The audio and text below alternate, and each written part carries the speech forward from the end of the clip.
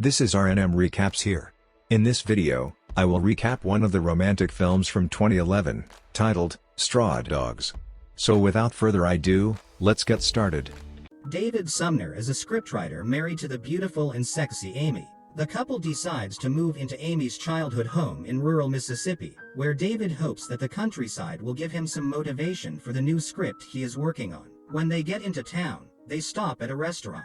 The couple orders some food, but their conversation is interrupted by a good-looking stud called Charlie. David excuses himself to get some beer, leaving Charlie with Amy. The two had dated in high school, and it seems that Charlie still harbors some feelings toward Amy. At the counter, David meets a man called Tom Hedden, aka Coach. The man is a violent drunk who nearly hits the bartender for cutting him off. David feels a little awkward at the interaction, seeing that he is not used to all the violence. He also has a lean figure, so the burly men could knock him out instantly. David had hired Charlie's company to do some work on the roof of the barn, as it had been destroyed by the harsh weather. Charlie promises to be there with his crew in the morning. Outside, David is shocked to find a retard called Jeremy Niles in his car. Luckily, Amy controls the situation and gets Jeremy out of the car. The couple drives to the house and starts fixing it up while waiting for the movers. Amy's late father was an avid hunter, with a vast collection of hunting rifles and a bear trap. Unfortunately, the guns are just for display and Amy does not know how to fix the bear trap. The next morning, David is woken by loud music coming from outside. He finds that Charlie and his team are already at the compound, even though it's very early. He is also surprised when the men just walk into the house and grab a beer or whatever they want, even though the house should be off limits. When he mentions this to Amy, she just shrugs and mentions that the community that they live in is a pretty safe one, so everyone trusts each other. The last blow comes when the team leaves before noon.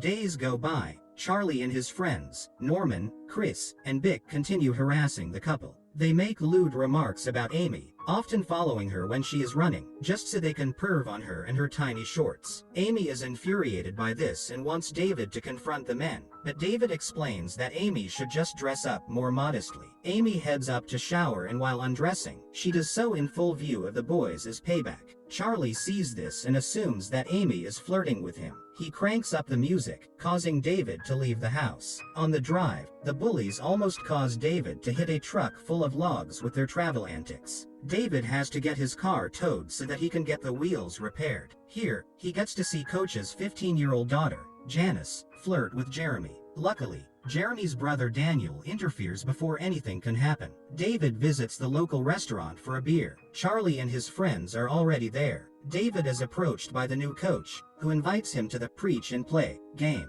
It is a tradition in the town where the people go to church and then go to a game that evening. David promises to attend the party with his wife. In the church, David leaves mid-sermon, as he is not a religious man. This causes Charlie to call him out on it, but David just advises Charlie to stop coveting his wife. At the party, Jeremy approaches Janice, who is seated with Amy and some other townspeople. When Coach sees this, he instantly starts beating up Jeremy. Jeremy retorts that Janice is his girlfriend, causing the bitter father to beat him even more. Amy interferes, and this deeply angers David, who feels that interfering in what doesn't concern you goes against his principles. At home, David is shocked to see that someone had strangled their cat. Amy is quick to blame Norman and Charlie since they had disappeared for a few hours during the barbecue, but David is hesitant to blame them. He claims that they leave their doors unlocked, so anyone could have done it. The next day, David asks the men inside, so they can help him open the bear trap. The men oblige, but Amy comes in dressed up provocatively and asks if the men have seen her cat. Later, Charlie and his friends manage to convince David to join them for a hunting trip the next day, saying that it is peak hunting season. They also provide him with a firearm. In the woods, David gets a fright when the men nearly shoot him. Soon, he is separated from the group, and he is the only one wearing an orange vest to make him visible in the fog. He soon realizes that the men have left him in the woods, and he walks to the main road. Luckily, the town's sheriff spots him and offers him a ride home. He also mentions that hunting at this time is considered poaching, showing that Charlie had lied to him. Meanwhile, Amy is back from her run. After showering, she hears someone at the door. Charlie lets himself into the house and starts reminiscing on the days that he and Amy were together. In an ugly twist of fate, Charlie ends up raping Amy right there on the couch. He soon realizes what he has done, but Norman has already made his way inside. He also rapes Amy while Charlie watches in shock. After the action, the two men leave. When David gets home, Amy is in bed. She says that they are both cowards and that they should leave, but David refuses to let a bunch of straw dogs kick him out of their home. The next day, David fires Charlie, saying that the roof is taking too long. Charlie says that they have already made orders for roofing materials, so David pays him $5,000. That evening, Amy tells David that if they are to stay in the town, then they have to act like the townspeople, and that includes attending every Friday game. The couple drives to the game and sits on the pews. Meanwhile, Janice approaches Jeremy. She starts seducing him, but Jeremy is scared that Coach will beat him up again. Unfortunately, his intellectual disability causes him to forget the threat, and he follows Janice inside the school. The two end up in a storage locker, where Janice starts kissing Jeremy. She wants to give Jeremy oral sex despite her hesitation. Back in the field, Coach notices that his daughter is missing. He enlists Charlie's help in finding her after he learns that she had been seen speaking with Jeremy. Coach enters the school and starts calling out for her, causing Jeremy to panic. He grabs her by the face in an attempt to keep her quiet. Unfortunately, he holds her too tight that she suffocates to death. On the field, the game intensifies and Amy can hear Charlie and his team cheering up the players. This causes the memories of the rape to resurface, so she urges David to take her home. On the drive home, the couple hits Jeremy, who has escaped from the school. Jeremy's hand is broken, so David decides to call an ambulance, as the nearest hospital is 40 miles away. This also means that they will have to take Jeremy to their house until the ambulance arrives.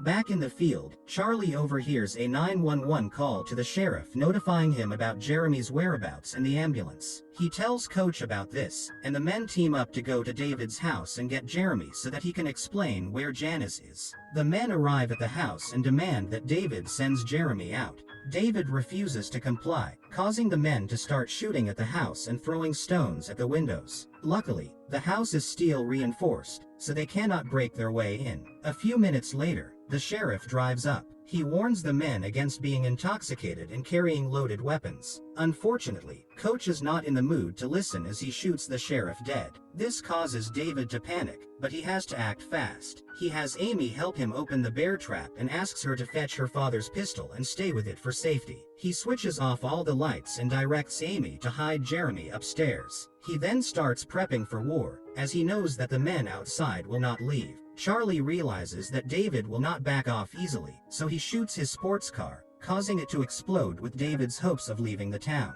The first person to die turns out to be Chris. He tries to get in through the window, but David nails his hands into the wood, causing the shattered glass to cut his neck fatally. Avoid also boils some water and pours it on Coach's face, making him retreat. The men decide to ram into the house so that they can get in. Amy sees this and tries to shoot the car, catching Norman's attention to where she is. The men successfully enter the house, but Charlie is unconscious as a result. Coach gets out of the car and tries killing David, who manages to get him to shoot himself in the foot. David gets the rifle, but seeing the coach try to get back up causes him to shoot him dead. Bick emerges out of the car and David tries to shoot, but the gun is jammed. He quickly gets a fire poker and starts hitting Bick to death with it. Unfortunately, Charlie gets up and approaches David. The two are interrupted by a scream upstairs. They find Norman trying to rape Amy again. Charlie starts arguing with Norman, giving Amy a chance to steal a rifle and kill her rapist.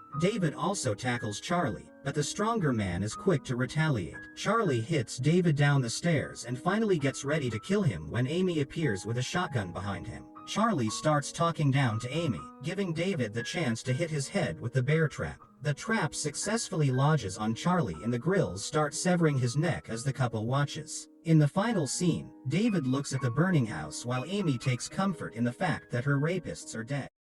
I hope you enjoyed the recap. Check out our channel for more videos like these. Don't forget to like the video. Subscribe to our channel and comment on how you found the video. See you soon.